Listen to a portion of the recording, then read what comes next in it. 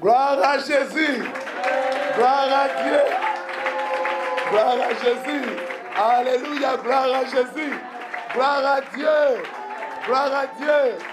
Je vous salue ce matin dans le nom puissant et glorieux de notre Seigneur Sauveur Jésus-Christ. Que le Seigneur vous bénisse. Soyez bénis, demeurez bénis au nom de Jésus. Que Dieu vous bénisse. Amen, amen. Shalom à tous. Nous sommes encore ce matin à notre émission enseignement études bibliques APD. Gloire à Jésus. Alors, notre Seigneur Sauveur Jésus nous fait la grâce ce matin de débuter cette émission. Nous serons ce matin en AT 80. Alléluia. AT 80, c'est-à-dire lecture de la Bible. Alléluia. La partie 80. Lecture de la Bible dans l'Ancien Testament. Nous sommes dans le livre d'Exode. C'est Exode chapitre 12. Alléluia. Si quelqu'un est dans la joie, qu'il acclame le Seigneur ce matin. Acclame le roi de gloire ce matin. Acclame le Dieu vivant, Jésus-Christ de Nazareth. Gloire à Dieu. Sois béni, demeure béni. Vous savez, la parole de Dieu est une grande bénédiction. Alléluia. Parce que c'est la parole de Dieu qui nous a créés. C'est la parole de Dieu, alléluia, qui a créé toutes choses. C'est la Bible, la parole de Dieu qui a créé les hommes, qui a créé les animaux, qui a créé les arbres, les forêts, qui a créé les mers, les cieux, la terre. Toutes choses, c'est la parole de Dieu qui nous a tous créés. Et la parole de Dieu est une grande bénédiction. C'est pourquoi la Bible dit, quand nous demeurons attachés à la parole de Dieu, elle nous éclaire, elle nous vivifie, elle nous fortifie. Alléluia, elle nous conduit, elle nous guide. La parole de Dieu est une grande bénédiction. Si quelqu'un croit que la parole de Dieu est une grande bénédiction, qu'il acclame la parole de Dieu. Alléluia. Et pour que la parole de Dieu soit une véritable, une réelle bénédiction pour toi, il faille que tu lui obéisses. Il faille que tu craignes Dieu. Il faille que tu mettes la parole de Dieu en pratique. Il faille que tu vives la parole de Dieu. Alléluia. Alléluia. Que le Seigneur te bénisse ce matin. Nous sommes donc dans l'Ancien Testament, en Exode chapitre 12. Hier, nous avions vu AT 79. Alléluia, qui correspondait à Exode chapitre 12. Nous avons commencé hier par le verset 1 et nous nous étions arrêtés au verset 14. Nous étions arrêtés au verset 14. Ce matin, nous allons commencer par le verset 15. Alléluia. Et nous allons poursuivre jusqu'à ce que le Saint-Esprit nous dise d'arrêter. Gloire à Jésus. Alors, qu'est-ce que nous avions vu à AT 79? Rapidement, micro. AT 79, qu'est-ce que nous avions vu? Oui, micro, rapidement. Nous avions vu quoi? Nous avons fait le rappel de l'étude biblique d'hier. Amen. Yes. Nous avons été enseignés par la grâce du Seigneur. Yes. La différence entre le calendrier grégorien qui est le calendrier romain et le calendrier hébraïque, et notre calendrier à nous les enfants de Dieu. Très bien. Et notre calendrier est marqué du fait que le début d'année se fait à la Pâque. Et prend fin en février, mars. Amen. Voilà. Acclame la puissance de la parole. Nous avons aussi dit, par rapport au calendrier grégorien, que le premier mois, janvier, fait référence à un démon qui s'appelle Janus, qui a deux têtes. Qui a deux visages, qui a deux faces. Qui a deux visages. Dont l'un est tourné vers le passé et l'autre vers l'avenir. Amen. Amen, amen. Donc, amen, amen. C'est puissant, acclamons la puissance de la parole de Dieu. Donc, ouais. Amen, amen. Donc, nous avons dit que le début de notre année, de l'année ecclésiastique, c'est-à-dire l'année chrétienne, ne commence pas en janvier. Amen. Et ne se termine pas le 31 décembre. Alléluia. Alléluia. L'église de Jésus-Christ est sous le calendrier grégorien. Alléluia. Mais ne fonctionne pas selon le calendrier grégorien. Ce n'est pas nous qui l'avons dit, c'est Dieu lui-même. En Exode 12, verset 2, il a dit quoi? Il a dit, Exode 12, verset 2, il dit, ce mois-ci, le peuple hébreu était dans le mois de la Pâque, voulait débuter la Pâque. Et Dieu a dit, ce mois-ci sera pour vous le premier des mois. Il sera pour vous le premier des mois de l'année. Dieu était en train de dire, pour vous les chrétiens, pour vous mon peuple, le premier de votre mois, c'est la Pâque. C'est le mois de la Pâque qui commence entre mars et avril. Alléluia. Amen, amen. Donc c'est ça que le premier mois de notre année chrétienne. Alléluia, c'est ça que le premier mois. Donc le premier mois, notre premier mois correspond à la Pâque. Alléluia. Et se termine avant la Pâque, c'est-à-dire en février, en mars. Notre 31 décembre, c'est février, fin février, début mars. Amen. Amen, amen. Amen, amen. Et notre janvier, c'est la Pâque. Ça correspond à mars et avril. Quelqu'un comprend? C'est pourquoi nous, alléluia, au niveau des églises armées de prière, nous ne faisons jamais de veillées de 31 décembre. Parce que ce n'est pas considéré comme la fin de notre année. Donc on n'a aucun passage à faire. On n'a aucune traversée à faire. Gloire à Jésus. Puisque nous ne sommes pas à la fin de notre année. Le 31 décembre, alléluia, l'église de Jésus-Christ n'est pas à la fin de son année. Alléluia. Gloire à Jésus. N'est pas à la fin de l'année. L'église à la fin de l'année, vers la fin du mois de février, début mars. Gloire à Jésus. Amen, amen. Donc Jésus a dit, l'Éternel Dieu dit, ce mois-ci sera pour vous le premier des mois. Et il insiste. Il insiste. Il dit, sera pour vous le premier des mois de l'année. Quel est le premier des mois de l'année des chrétiens? C'est la Pâque. Quelqu'un a bien compris? Amen, amen. Ensuite, on a continué. Qu'est-ce que nous avons dit d'autre comme leçon? Nous avons ensuite défini ce que c'était que la Pâque. Nous avons dit que la Pâque vient de l'hébreu. Oui.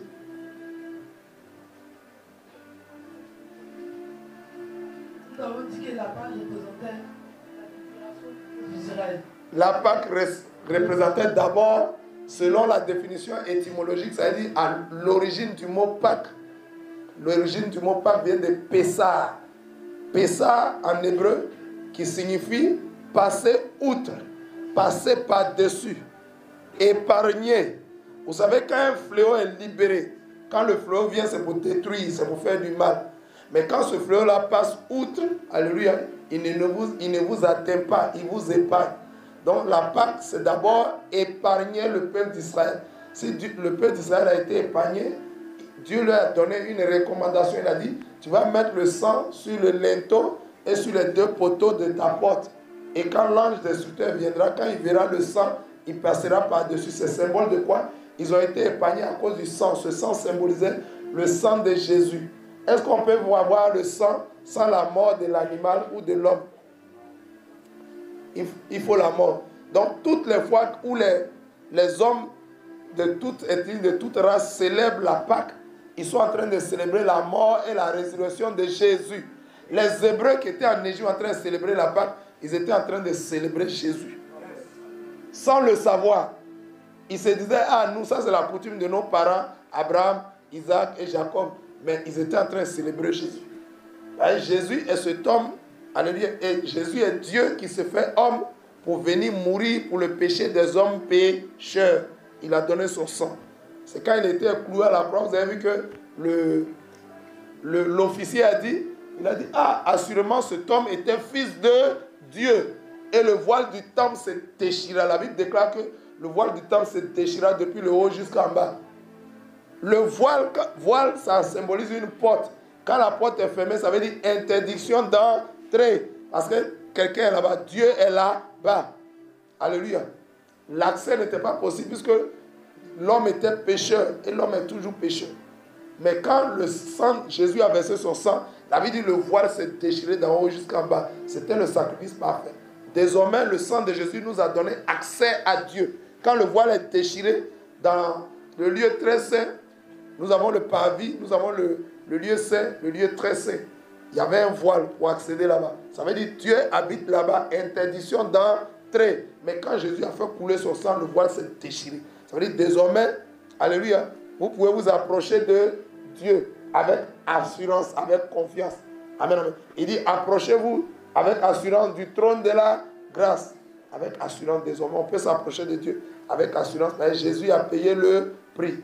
Gloire à Jésus. Amen, amen. Mais quoi que Dieu soit le Dieu que nous pouvons aujourd'hui approcher avec assurance, il est notre Père. Alléluia. Il est amour. Dieu est amour. Il nous aime. Mais il demeure le Dieu de justice. Il demeure toujours Dieu, un Dieu saint. Il demeure le Dieu saint. Le Dieu de la sainteté, le Dieu de la pureté. Ce n'est pas parce qu'aujourd'hui, il dit, nous pouvons nous approcher de lui avec assurance alléluia, qui n'est plus saint. Ce n'est pas parce qu'il dit, vous pouvez vous approcher qui n'est plus saint. Alléluia. Il est toujours saint. On doit s'approcher avec assurance, mais avec... Amen. On doit s'approcher avec assurance, mais en sachant que le Dieu que nous approchons, il est saint. On ne doit pas s'approcher à lui dans le péché. Amen, amen. Acclame la puissance de la parole. Donc on a dit Pâques, c'est épargner, passer au-dessus, ne pas frapper. Gloire à Jésus. Donc toutes les fois où les hommes adoreront sincèrement le Seigneur, dans la Pâque, alléluia, qu'ils comprennent qu'ils sont en train d'adorer Jésus-Christ. Qui que tu sois, si tu célèbres la Pâque, c'est Jésus que tu es en train d'adorer. La Pâque est un symbolisme, alléluia, du sacrifice parfait de Jésus. La Pâque est la figure, alléluia, l'image de la mort et de la résurrection de Jésus. La Pâque en ce temps-là symbolisait la sortie de l'Égypte, la délivrance du peuple hébreu de l'esclavage de l'Égypte. C'est ça. C'était ça la première Pâque. Gloire à Jésus. La Pâque donc symbolise quoi? La délivrance. Et qui parle de... Oui. Gloire à Dieu. Yes. Vous avez aussi parlé de la Sainte Seine. Yes. Vous avez dit Dieu a institué la Sainte Seine pour se souvenir de la mort et de la résurrection de Christ. Très bien. Le Seigneur nous a dit quoi? Il dit ne m'oubliez pas. Faites ceci en mémoire de moi. C'est l'image de la table du Seigneur. C'est l'image du repas du Seigneur. C'est l'image de la Sainte Seine. Alléluia, le repas du Seigneur. Il dit, mangez mon corps, buvez mon sang. Amen. Allons-y, acclamons le Seigneur. On a dit aussi que la Pâque, c'était un nouveau départ. La Pâque, c'est donc la délivrance. Qui dit délivrance parle de liberté. Alléluia. On a dit aussi Pâque, c'est la mort et la résurrection de Jésus. La Pâque aussi, c'est un nouveau départ. La Pâque, c'est un nouveau commencement. La Pâque, c'est la nouveauté. C'est la restauration. La Pâque, c'est une nouvelle vie. Qui parle de nouvelle vie, parle de quoi? La nouvelle naissance. La Pâque, c'est la nouvelle naissance, la nouvelle vie. Amen, amen. Mais comme l'Éternel Dieu a dit, il nous restaure. La Pâque, c'est la restauration. Le peuple d'Israël qui était un peuple esclave, qui était un peuple opprimé, un peuple en esclavage, il n'avait pas de terre, il n'avait pas de terrain, il n'avait pas d'armée. Dieu les a restaurés dans toute leur bénédiction. Il reste seulement la bénédiction spirituelle, le salut. Allez au ciel, héritez le ciel. Ils ont eu tout ce qui est charnel, tout ce qui est matériel sur la terre, mais il reste la bénédiction spirituelle, le salut en Jésus-Christ. La vie était entrée au ciel, vivre avec Dieu. Gloire à Jésus. Acclame la puissance de la parole. Donc, Pâques en tant que Pessah, oui, en tant que délivrance de l'Égypte. Yes. On a dit aussi qu'un chrétien ne doit pas fêter le Pâques. On a aussi dit qu'un chrétien ne devrait jamais fêter des Pâques-nous. Pâques-nous, c'est quoi? On a dit que Pâques-nous, c'est la contrefaçon. Il semblerait que Pâques-nous veut dire notre Pâques. La Pâques nous a, c'est pour nous. Donc il y a Pâques de Dieu, puis toi tu t'en fais pour toi. Au lieu de faire pour Dieu, tu t'en fais pour toi. Amen. Donc on a dit c'est une contrefaçon de la Pâque. Pâques-nous, c'est une contrefaçon de la Pâque. Amen. Oui? Micro? Papa est beau. Pâques-nous en parler, ça veut dire, comme par exemple on peut dire en janvier, on dit en Pâques, on dit c'est un là qui est nous. Ah, nous. C'est un là qui est nous. Oui. Un là qui est nous. En Pâques. On dit Pâques-nous. Mais en Pâques, mais pas que nous, mais ça devrait. Pourtant, c'est pas ce que ça suivit. C'est parce que c'est comme des valeurs chargées. On dit qu'on s'en fait Pâques-nous. Pâques-nous, c'est ça qui signifie en anglais. Nous, là, ça veut dire un. Donc, nous, Pâques-nous. Janvier-nous. Pâques-nous. Ça veut dire que dans la période de la Pâque, mais dans la période de la Pâque, on doit célébrer Jésus qui a dit faites cela en mémoire de. Mais si on se retrouve quelque part pour célébrer les morts, pour célébrer les anciennes amitiés, les adultères, pour faire ces choses, ce n'est pas la gloire de Jésus. Ce n'est pas le nous là qu'ils ont fait. C'est pas bon. Il faut faire pour Jésus là. Amen. En Pâques nous là, pendant la période de la Pâque, il faut célébrer le vrai Dieu dont le diable a contrefait. Le diable a fait photocopie. On sait que l'original est toujours mieux que la photocopie. Gloire à Jésus. Quoi d'autre? Et on a dit même qu'à la Pâque, qu'est-ce que cela signifie? Si ça symbolise la délivrance c'est quoi? Colossiens 1 à partir du verset 2, il dit quoi? Il dit rendez grâce au Père qui vous a rendu capable d'avoir part à l'héritage des saints dans la lumière.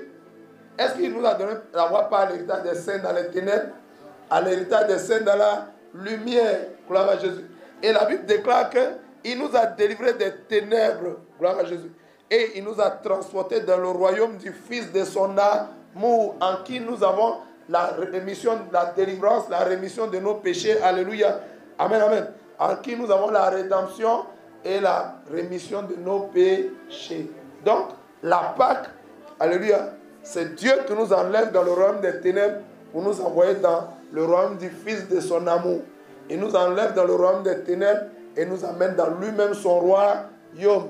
Donc la délivrance, c'est l'image de passer du royaume des ténèbres au royaume de la lumière. C'est quoi la Bible dit quoi? Dieu nous a tirés de la boue pour nous faire asseoir à la table des grands. Il nous a tirés des ténèbres pour nous amener à son admirable lumière. Acclame la puissance de la parole. Gloire à Jésus. Donc la Pâque symbolise la délivrance. Gloire à Jésus. Amen, amen. On va continuer. On a tiré toutes les leçons. On va continuer. Retournons à Exode 12. Alléluia. Exode 12. Et nous continuons à partir du verset 15. Et je lis. Nous pouvons nous munir de notre Bible, s'il vous plaît. Nous allons commencer la lecture biblique toujours. Exode chapitre 12, verset 15. Il dit, pendant 7 jours, alléluia. D'abord dans le verset 14, il dit, vous conserverez le souvenir de ce jour et vous le célébrez par une fête en l'honneur de l'Éternel. Vous le célébrez comme une loi perpétuelle pour vos descendants. Dieu a dit ça va devenir une fête. Faites cette fête, c'est ce qu'on appelle aujourd'hui la Pâque. Ce n'est pas les Pâques avec S à la fin ou au pluriel, c'est la Pâque. La Bible dit Christ est notre Pâque. Gloire à Jésus. Christ est notre Pâque. Verset 15. Pendant 7 jours, vous mangerez des pains sans levain. Dès le premier jour, il n'y aura pas de pain, il n'y aura pas de levain dans vos maisons. Car toute personne qui mangera du pain levé du premier jour au 7e jour sera retranchée d'Israël. Verset 16. Le premier jour, vous aurez une sainte convocation. Le 7e jour, vous aurez une sainte convocation. On ne fera aucun travail ce jour-là. Alléluia. Ça équivaut à quoi quand on ne travaille pas? C'est le jour du repos, la Shabbat. On ne fera aucun travail ces jours-là. Vous pourrez seulement préparer la nourriture de chaque personne. Alléluia. Vous observerez la fête des pains sans levain. Car c'est en ce jour même que j'aurai fait sortir vos armées du pays d'Égypte. Vous observerez ce jour comme une loi perpétuelle pour vos descendants.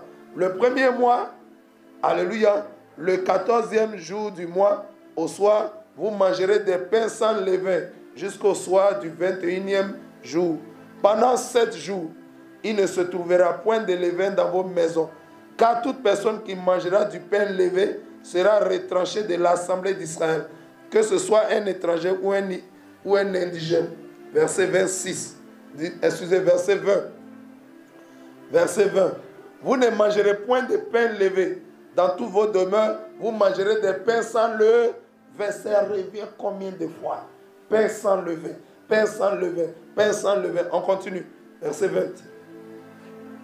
21. Moïse appela tous les anciens d'Israël et leur dit, allez prendre un bétail pour vos familles et immoler la Pâque. Vous prendrez ensuite un bouquet d'hysope. Vous le tremperez dans le sang qui sera dans le bassin. Vous toucherez le linteau et les 2 poteaux de la porte dans le sang. Ok, avec le sang qui sera dans le bassin. Nul de vous ne sortira de sa maison. Ce que nous avons retenu ici, dans tous les versets que nous avons lus, pain sans levain, pain sans levain, pain sans levain. Le levain, c'est quoi? Le levain, c'est quoi? Gloire à Jésus. L'Éternel a expliqué les directives à Moïse. Et Moïse allait expliquer au peuple hébreu. Il leur dit, du pain sans levain. Il dit à la Pâque, nous allons prendre du pain sans levain. Oui. Le levain, c'est quoi? Oui. Yes. Ma connaissance, c'est levure. Ta connaissance, c'est levure. Oui. Oui. Levure, oui. Mais il faut bien expliquer. Il y a des gens qui suivent, qui ne connaissent pas le levure. Le levain, c'est... Hein? Quand le vieux qu'on fait le pain, ça fait monter la farine. Oui. On tape la farine, après ça fait monter la farine. Yes, c'est ça. C'est ça. On va encore expliquer en détail, oui. Très bien. Oui. C'est bien, c'est bien. On explique encore pour détailler beaucoup plus. Le levain, c'est un truc chimique qu'on met dans la pâte. C'est une pâte. Est-ce que vous savez que le levain lui-même est une pâte? Il est une toute petite pâte qu'on met dans toute la farine qui est aussi une pâte. La farine, c'est la grande pâte. Dans le levain, c'est une petite pâte qu'on prend, on mélange. Mais lui qui est petit, là, c'est lui qui fait gonfler le grain. Gloire à Jésus. C'est l'image de... Le levain, c'est quoi? C'est une petite pâte, alléluia, qui fait monter la farine. Dans le domaine de la boulangerie, la levure ou le levain fait monter la pâte, fait gonfler la pâte. Quelque chose qui fait gonfler, quelque chose qui fait enfler, c'est l'image de quoi? C'est le symbole de quoi? C'est l'image de la corruption. Oui. C'est l'image de la corruption. La corruption, c'est quoi? Une corruption, qu'on parle de corruption, quelle que soit la corruption, c'est quoi? C'est le symbole du péché, c'est le symbole du mal, le symbole du péché. Gloire à Jésus. Amen, amen. Donc, le Seigneur dit, il dit manger du pain, mais sans levain. Alléluia. Le pain, c'est l'image de quoi? Jésus dit, je suis le pain de vie. Jésus, en tant qu'homme, il dit, je suis le pain qui vous donne la vie. Je suis le pain. Le pain, c'est l'image de qui?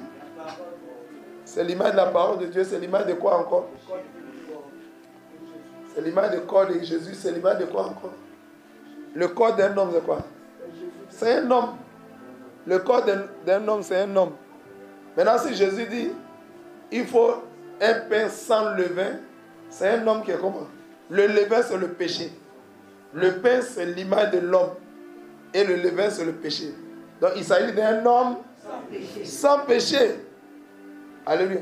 Un homme qui s'éloigne du péché. Un homme qui fuit le péché. Alléluia. Amen, amen. Amen, amen. Un homme qui s'éloigne du péché, qui s'éloigne de tout mal, qui s'éloigne de l'impureté, des souillures. Un homme qui garde sa vie, qui veille sa vie. Alléluia. David dit rechercher la paix avec tous. Hébreux 12, 14. Alléluia. Et aussi rechercher la sanctification, sans laquelle personne ne verra le Seigneur.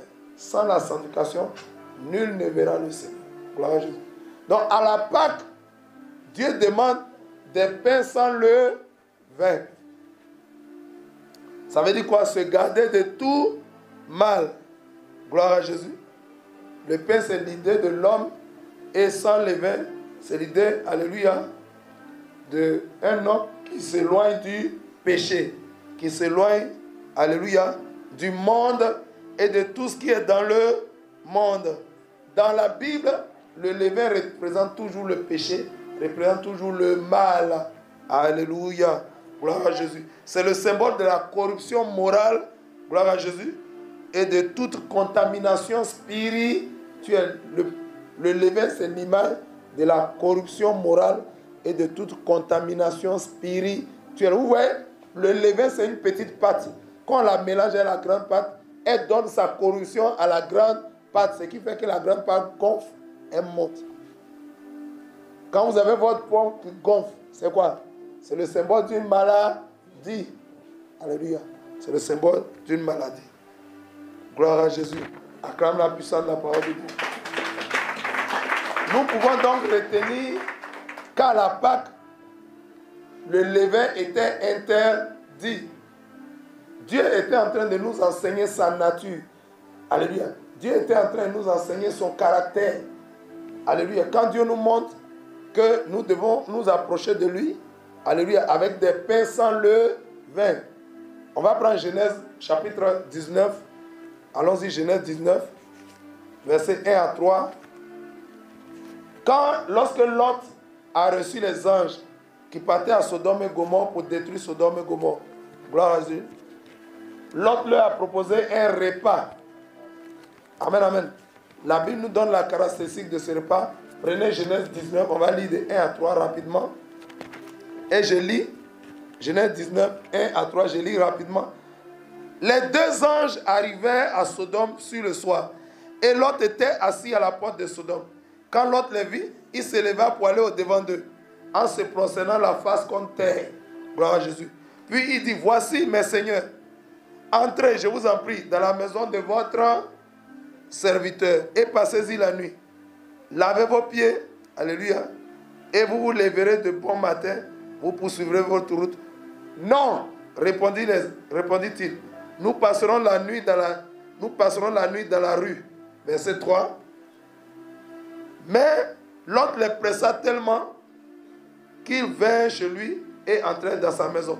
Il leur donna un festin et fit cuire des pains sans levain et ils mangèrent.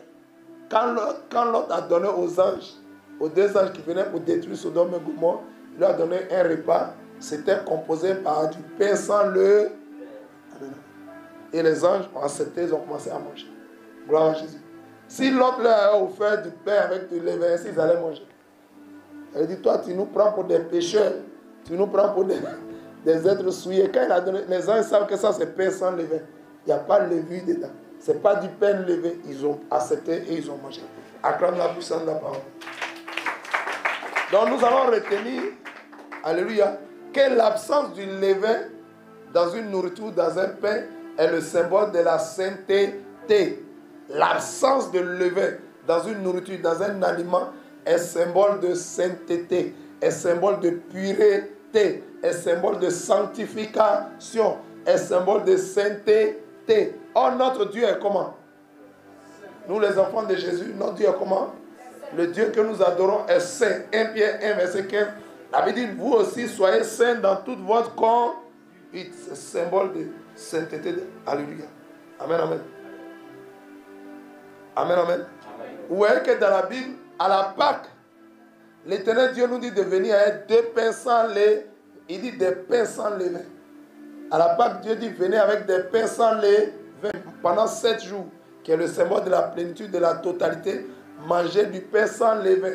Quand Dieu dit pendant 7 jours, ça veut dire quoi? C'est la plénitude, la totalité. Ça veut dire toute votre vie, éloignez-vous de tout mal, éloignez-vous de tout péché, éloignez-vous de toute souillure, de toute corruption.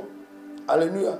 Éloignez-vous, mais plutôt attachez-vous à la sainteté de votre Dieu, à la pureté de votre Dieu. Amen, amen. Gloire à Jésus. Amen, amen. Mais pendant la Pentecôte, Dieu dit cette fois-ci, venez avec 2 pains cuits avec du levain. Alléluia. Pourquoi la Pentecôte? 7 semaines après la Pâque. Alléluia. Il dit quoi? Il nous dit de venir avec des pains avec du levain. 2 pains avec du levain, c'est symbole de quoi? À la Pentecôte, c'est le début de l'église. C'est le commencement de l'église de Jésus. Amen, amen. Amen, amen. On a reçu quoi? Dans l'église de Jésus, qui on reçoit? On reçoit? Le Saint-Esprit. Quand on reçoit le Saint-Esprit, malgré qu'on a reçu le Saint-Esprit, il dit envoyez 2 pains avec du levain. Oui. Dans l'église primitive, la première, qu'est-ce que les apôtres ont reçu qui vit? C'est le symbole de venir tel que vous êtes. De venir tel que tu es. Amen. Tu es un païen, il faut venir. Tu es un pécheur, il faut venir. Vous voyez pourquoi quand Jésus échangeait tout le temps avec les pharisiens, les chefs religieux, il disait que cet homme-là, il marche avec les hommes pécheurs. Ils ne savent pas que nous sommes arrivés maintenant, nous sommes à l'orée de la Pentecôte. Jésus est en train de leur enseigner maintenant son amour. Il est en train de dire quoi? Moi, Dieu, c'est vrai, je suis un Dieu saint, mais je suis un Dieu amour. Je veux que mon peuple soit sauvé. Donc, tel que vous êtes, venez à moi. Les 2 pains avec du levain, c'est comme si les hommes d'aujourd'hui sont pécheurs, mais Dieu dit, venez à moi. C'est-à-dire, venez tel que vous êtes. Donc, à la Pentecôte, Dieu nous reçoit tel que nous sommes parce que c'est lui qui va nous transformer. C'est lui qui va nous enseigner, qui va ôter le péché de nos vies. Alléluia. Dieu nous reçoit à la Pentecôte tel que nous sommes, mais Dieu ne veut pas que nous restons tels que nous sommes. Il veut que nous acceptions, nous lui donnons notre cœur pour qu'il nous transforme, pour qu'il change nos vies. Il y a des chrétiens qui me disent, ah, mais moi je suis mauvais, je suis méchant, puis Dieu m'a appelé comme ça. Non, il n'a qu'à me laisser comme ça. Il ne te laissera pas comme ça. Il t'accepte comme ça, c'est un acte d'amour, pour ne pas que tu ailles dans le feu de la GR. Mais il veut que tu changes ton cœur. Alléluia. Il veut que tu acceptes de te laisser transformer. Gloire à Jésus.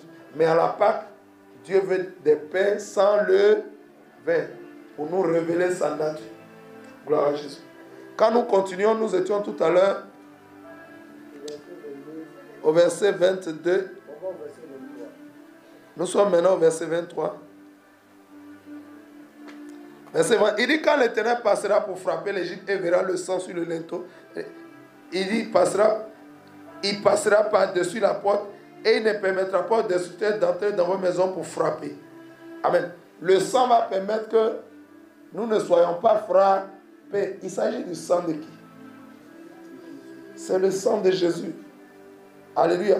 La Bible dit que Jésus-Christ est le oui et l'amen de Dieu. Au nom de Jésus, tout genou.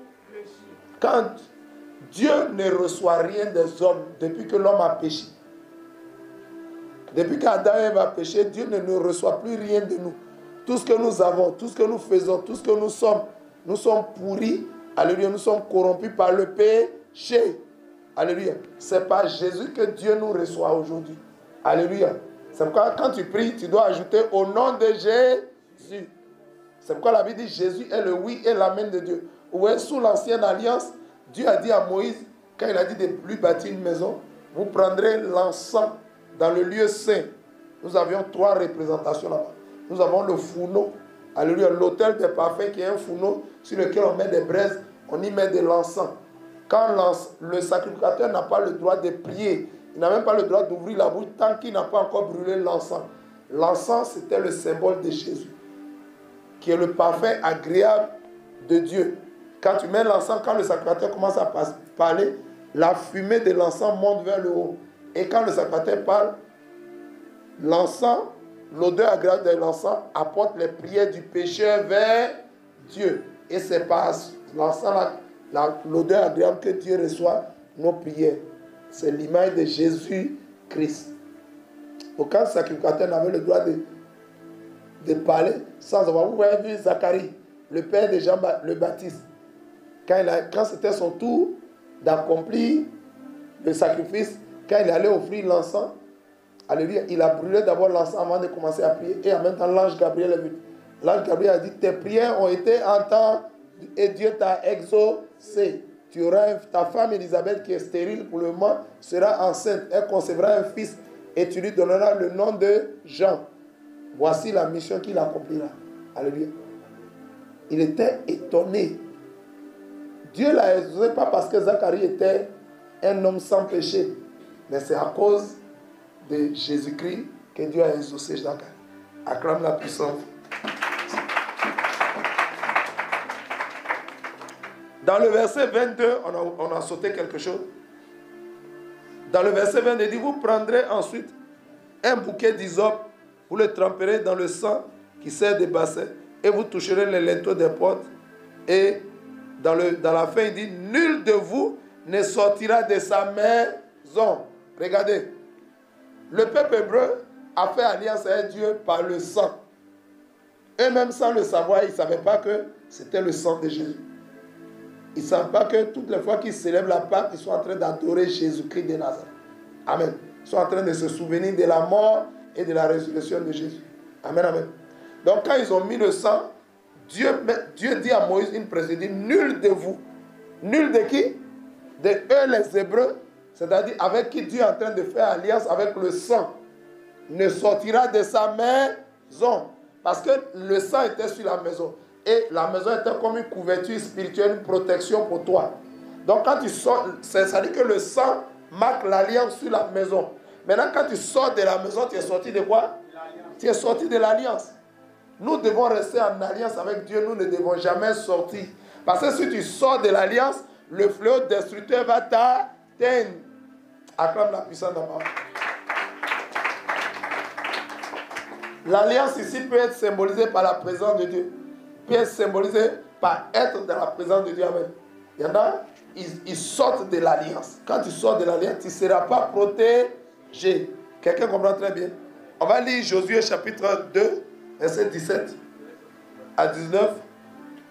Josué, rapidement. Josué chapitre 2, 17 à 19. Et je lis Josué 2, 17 à 19. Je lis. Lorsque les deux espions sont allés, et ils ont croisé Rahab la prostituée.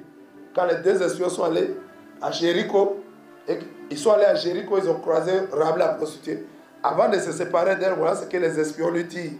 Ces hommes lui disent, voici de quelle manière nous serons quittes du serment que tu nous fais faire.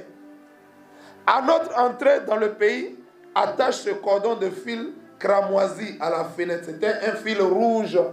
Pourquoi le fil était rouge? C'est le symbole du sang. Symbole du sang de qui? Symbole du sang de Jésus qui a été mis sur le linteau des portes en Égypte. Alléluia. Pour que les Hébreux soient sauvés, soient délivrés de leur esclavage. Gloire à Jésus. Donc il dit, à notre entrée dans ce pays, attache ce cordon fil cramoisi. La couleur cramoisi, c'est la couleur rouge, pourpre. À la fenêtre par laquelle tu nous fais descendre. Et recueille auprès de toi, dans la maison, ton père, ta mère, tes frères et toute la famille de ton père. Gloire à Jésus. C'est l'image de quoi? De l'évangélisation, du gain des âmes. Il ne faut pas que tu sois toi seul sauvé. Alléluia. Il dit, crois au Seigneur Jésus et tu seras sauvé, toi et toute ta famille. Josué a dit quoi? Josué 24, verset. Il dit, moi et ma maison, nous servirons l'Éternel. Nous sommes enfants de Dieu, pas pour aller nous seuls au ciel. Pour que aussi notre père soit sauvé. Pour que notre maman soit sauvée. Pour que nos frères, nos soeurs biologiques soient sauvés. Pour que nos frères, nos soeurs en Christ soient sauvés. Pour que aussi les païens, ceux qui ne connaissent pas Dieu, soient sauvés. On n'est pas sauvés. Alléluia. Il faut qu'on travaille pour le salut de l'humanité. Il lui a dit, prends dans ta maison ton papa, ta maman, tes frères, tes soeurs. C'est l'image de l'évangélisation. Gagner les âmes. La grande commission, c'est quoi? Allez, faites de toutes les nations les... Alléluia. Enseignez-leur à obéir. Dieu n'a pas dit de faire des chrétiens. Jésus n'a jamais dit dans la Bible, allez-y faire des chrétiens. Il dit, allez faire des disciples. Un disciple, c'est qui? Un disciple, non seulement c'est un élève qui est discipliné. Alléluia. Amen, amen. Mais un disciple aussi, c'est... Tu deviens disciple pour faire des... Un disciple, c'est quelqu'un qui se multiplie. Jésus a dit, je vous ai appelé. Alléluia. Il dit, je vous donne l'abondance. Et soyez même dans la surabondance. Mais il dit, produisez beaucoup de fruits. Jésus nous appelle à produire des fruits. Ah, moi, j'ai accepté Jésus, je suis sauvé, c'est fini. Si mes parents veulent, ça, c'est pas comme ça. Alléluia. Tu es sauvé pour servir à ce que ta famille aussi soit sauvée. Un disciple doit toujours se multiplier. Alléluia. La multiplication, ça dit, toi, tu as reçu la lumière de Jésus. Il faut aussi communiquer cette lumière aux membres de ta famille. Il faut continuer à partager la lumière en gagnant d'autres âmes à Christ. Ne t'assois pas. Alléluia. Sinon, tu deviens négligent. L'apôtre Paul a dit, il dit, malheur à moi si je n'évangélise pas. Malheur à moi si je n'évangélise pas. Quand tu n'évangélises pas, tu es dans la négligence. On l'a dit, malheur à celui qui fait l'œuvre de Dieu avec négligence. Gloire à Jésus. Nous sommes appelés à nous multiplier. Acclame la puissance de la parole. Donc les deux espions ont dit ici, à Rahab la prostituée, ils ont dit quoi? Ils ont dit, il dit, recueille auprès de toi ton père, ta mère, tes frères, ou dans la mer. Parce qu'en mettant le fil rouge, cette maison rentre en alliance avec le Dieu d'Israël. Gloire à Jésus. Verset 19. Si quelqu'un d'eux sort de la porte de ta maison. Alléluia. Pour aller dehors. Son sang retombera sur sa tête et nous en serons innocents. Mais si on met la main sur quelqu'un, quelconque de ceux qui sont avec toi dans la maison, son sang retombera sur notre tête. Oui. Sorti de la maison. Sorti de la maison qui est en alliance avec Dieu. C'est symbole de quitter la présence de Dieu. Ce n'est pas puissant. Il y a plusieurs textes dans la Bible qui disent quand tu es entré dans la maison qui est en alliance, il faut rester dedans. Il y a d'autres textes qui disent jusqu'au soir. Jusqu'au soir, c'est symbole de toute ta vie. Tant que tu vis là, ne quitte pas la présence de Dieu. Ne sors pas de la présence de Dieu. La Bible dit n'abandonnez pas vos assemblées. Ne quittez pas vos assemblées. Alléluia. Quelqu'un se dit, oh, il y a plusieurs assemblées. Si je quitte ici, je vais là-bas, ça va quoi? Quelqu'un se dit ça. Ce n'est pas la même chose. Là où Dieu t'a placé, si tu quittes là-bas pour choisir toi-même un autre Dieu, tu as trahi l'alliance. Tu as quitté sous l'alliance. Or, l'alliance nous protège. La Bible dit Dieu est fidèle à son alliance. Tant que tu es dans l'alliance, Dieu te garde, Dieu te protège. Mais quand tu sors de l'alliance, tu n'es plus protégé. Quelqu'un comprend? Plusieurs textes dans la Bible. Tout le temps, nous faisons les lectures. Vous allez voir que chaque fois, Dieu va dire ne sors pas. Ne sors pas. Reste, ne sors pas. N'abandonnons pas nos assemblées. Quelqu'un comprend? Si quelqu'un sort de là pour aller dehors, son sang retombera sur lui. Quelqu'un comprend? Acclame la puissance de la parole. Alléluia. Amen, amen. C'est le symbole de la fidélité. N'est pas sorti de la maison sur laquelle il y a le sang. C'est le symbole de la fidélité, la loyauté. Vous savez, la fidélité, c'est quoi? La fidélité, c'est un attachement. Quand tu es fidèle, tu es attaché. Quand tu es fidèle, alléluia, à une église, tu es attaché à la communauté. Tu es attaché là, tu reçois la nourriture de là. Tu reçois la parole de Dieu de là. Amen, amen. Donc tu restes attaché, tu restes coché, tu restes connecté. Tu ne te détaches pas. Quelqu'un comprend? La Bible dit que Dieu nous dira bon et fidèle serviteur. Il y a certains qui seront accusés d'infidélité. Il va dire, ah, mais Seigneur, je suis toujours avec toi. Dieu va dire, non, non, non. Là où je t'ai placé, là, tu es sorti de là-bas sans ma permission. Donc tu es dans l'infidélité. Or, les infidèles n'entrent pas au ciel. Quelque infidèle que ce soit, tu ne saurais rentrer au ciel. Acclame la puissance d'abord. Dans Exode 12, verset 22, il dit, nul de vous ne sortira de la maison. On va continuer. Quand l'Éternel passera pour frapper l'Égypte et verra le sang sur le linteau, sur le dos, l'Éternel passera par-dessus et il ne permettra pas aux destructeurs d'entrer dans vos maisons pour frapper. Vous observerez cela comme une loi pour vous et pour vos enfants à perpétuité. La Pâque, nous devons la célébrer à perpétuité. Et on ne doit pas seulement attendre la période de la Pâque pour célébrer. Amen. Pour nous, les enfants de Dieu, pour nous, les disciples de Jésus, la Pâque, c'est tous les jours. C'est à chaque instant. Toutes les fois que nous sommes dans la présence de notre Dieu, nous devons célébrer notre liberté. C'est un signe d'action de grâce, c'est un signe de reconnaissance. Celui qui est reconnaissant, il n'a pas oublié ce que Dieu a fait pour lui. Gloire à Jésus. Amen, amen. Amen, amen. On continue à acclamer le Seigneur. Verset 25. Quand vous serez entrés dans le pays que l'Éternel vous donnera, selon sa promesse, vous observerez cet usage sacré. Ça veut dire qu'on doit continuer. Et lorsque vos enfants vous diront, que signifie pour vous cet usage? Vous répondrez, c'est le sacrifice de la Pâque en l'honneur de l'Éternel qui a passé par-dessus les maisons des enfants d'Israël en Égypte. Lorsqu'il frappa l'Égypte et qu'il sauva nos maisons, le peuple s'inclina et se prosterna. Et les enfants d'Israël s'en allèrent et firent ce que l'Éternel avait ordonné. Et Moïse et Aaron firent ainsi. Moïse et Aaron obéissent totalement à la parole de Dieu jusqu'à ce instant. Gloire à Jésus. Amen, amen. Amen, amen. Acclame la puissance de la parole de Dieu.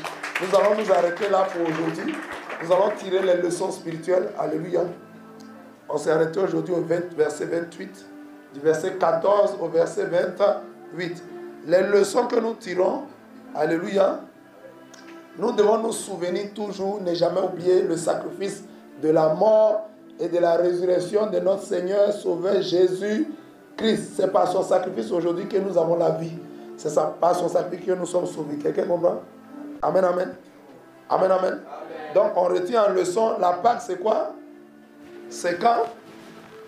C'est tous les jours. C'est à tout moment.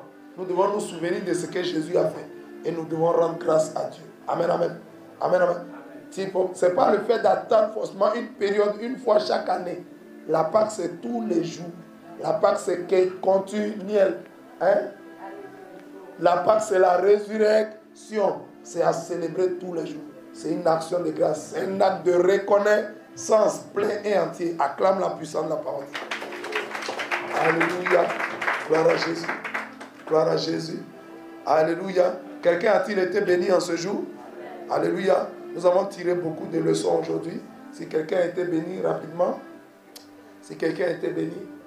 Yes. Alléluia. Quelqu'un va commencer à dire merci au Seigneur. Si tu as été béni, tu vas te tenir debout. Roi de gloire, nous voulons te dire merci, Dieu Tout-Puissant. Bienfaiteur, tout suffisant. Nous te rendons toute la gloire. Te disons infiniment merci pour ton amour, ta fidélité. Que ton Saint-Nom soit béni. Au nom de Jésus. Merci pour tous les enseignements ce jour encore. Seigneur, tu nous enrichis chaque jour. Tu nous fais avancer. Que la gloire, l'honneur te revienne. Au nom puissant de Jésus, quelqu'un dit Amen. Shalom à tous. Recevez le shalom de Dieu. Que Dieu vous bénisse. À demain. Demeurez bénis.